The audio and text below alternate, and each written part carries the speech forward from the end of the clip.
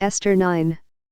Now in the 12th month, that is, the month Adar, on the 13th day of the same, when the king's commandment and his decree drew near to be put in execution, in the day that the enemies of the Jews hoped to have power over them, though it was turned to the contrary, that the Jews had rule over them that hated them. The Jews gathered themselves together in their cities throughout all the provinces of the king Ahasuerus, to lay hand on such as sought their hurt, and no man could withstand them, for the fear of them fell upon all people. And all the rulers of the provinces, and the lieutenants, and the deputies, and officers of the king, helped the Jews, because the fear of Mordecai fell upon them. For Mordecai was great in the king's house, and his fame went out throughout all the provinces, for this man Mordecai waxed greater and greater. Thus the Jews smote all their enemies with the stroke of the sword, and slaughter and destruction, and did what they would unto those that hated them. And in Shushan the palace the Jews slew and destroyed 500 men. And Parshandatha and Dalphon and Aspida.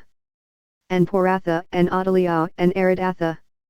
And Parmashta and Arisai and Aridai, and Bahijatha.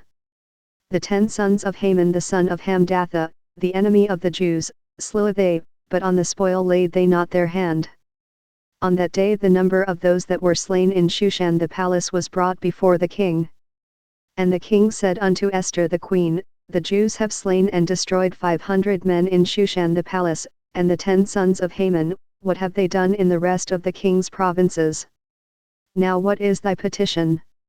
And it shall be granted thee, or what is thy request further?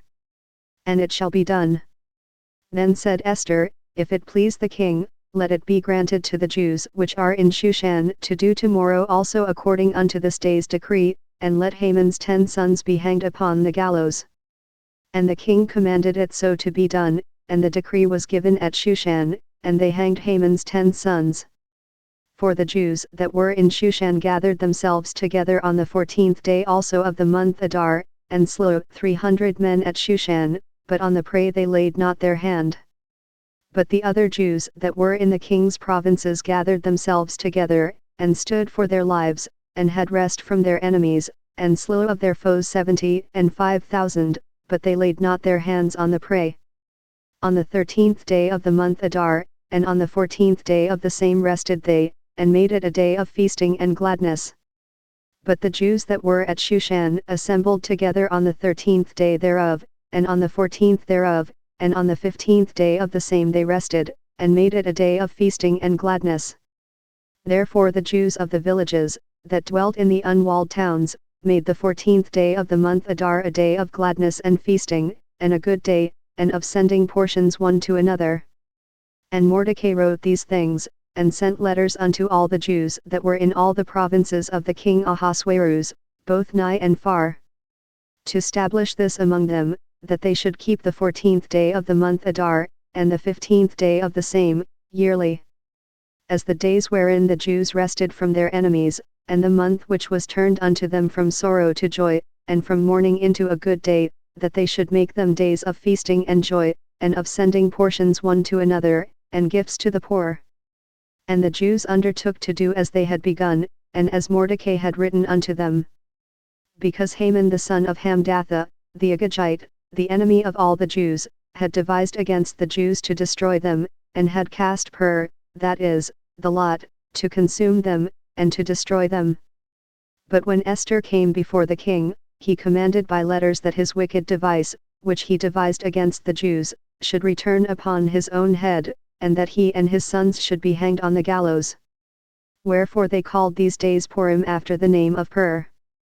Therefore for all the words of this letter, and of that which they had seen concerning this matter, and which had come unto them, the Jews ordained, and took upon them, and upon their seed, and upon all such as joined themselves unto them, so as it should not fail, that they would keep these 2 days according to their writing, and according to their appointed time every year. And that these days should be remembered and kept throughout every generation, every family, every province, and every city, and that these days of Purim should not fail from among the Jews, nor the memorial of them perish from their seed. Then Esther the queen, the daughter of Abihail, and Mordecai the Jew, wrote with all authority, to confirm this second letter of Purim. And he sent the letters unto all the Jews, to the 127 provinces of the kingdom of Ahasuerus, with words of peace and truth, to confirm these days of Purim in their times appointed, according as Mordecai the Jew and Esther the queen had enjoined them, and as they had decreed for themselves and for their seed, the matters of the fastings and their cry. And the decree of Esther confirmed these matters of Purim, and it was written in the book.